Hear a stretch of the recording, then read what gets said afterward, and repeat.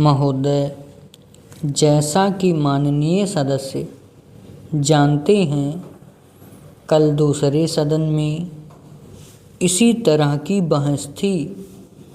मुझे वहाँ भी कुछ देर बैठना पड़ा। इस कारण यहाँ जो भाषण हुए उन सबको मैं सुन नहीं सकी। मुझे सुनकर दुख है कि कुछ माननीय सदस्यों ने इस अवसर पर भी हमारे विदेश विभाग को बुरा भला कहा। सेवाओं पर दोषारोपण करके सरल रास्ता निकालने का प्रयत्न ऐसी प्रवृत्ति है जिसकी मैं निंदा करती हूँ। मैं यह नहीं कहती कि हमने गलतियाँ नहीं की और हमारे सभी प्रतिनिधि हमेशा योग्य ही होते हैं। जब गलती हो तो हमें उसे अवश्य बताना चाहिए, लेकिन सदा आलोचना करते रहने से निरुत्साह पैदा होता है और मनोबल गिरता है।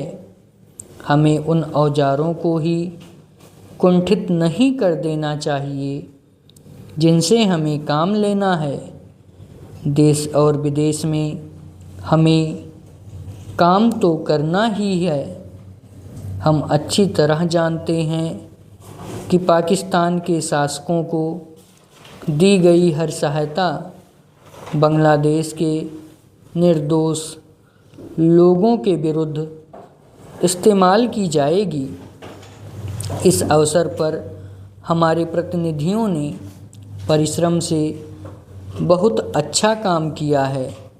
प्रस्तुत परिस्थितियों में वे जितने प्रभावी हो सकते थे हुए हैं।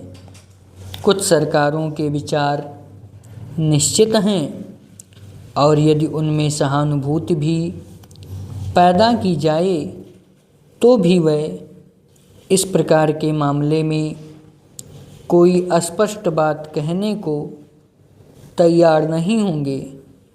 मैं कहना चाहूँगी कि हमारी उन सेवाओं ने जो वर्तमान स्थिति से निपटने में जुटी हैं, साहस और समर्पण का परिचय दिया है। यदि कुछ माननीय सदस्यों को गाली देकर और सरकार पर साहस दिशा और यहाँ तक कि समझ की कमी का आरोप लगाकर कुछ संतोष मिलता है तो मैं उन्हें इससे वंचित नहीं करना चाहती। कुछ सदस्यों के लिए हिम्मत का अर्थ गले की ताकत और भावुकता की भाषा है। काश की जिंदगी इतनी ही सरल होती। इस सरकार में बहुत से दोष हो सकते हैं, लेकिन उसमें साहस की कमी नहीं है, ना ही यह आवश्यकता के अनुसार जोखिम उठाने से डरती है।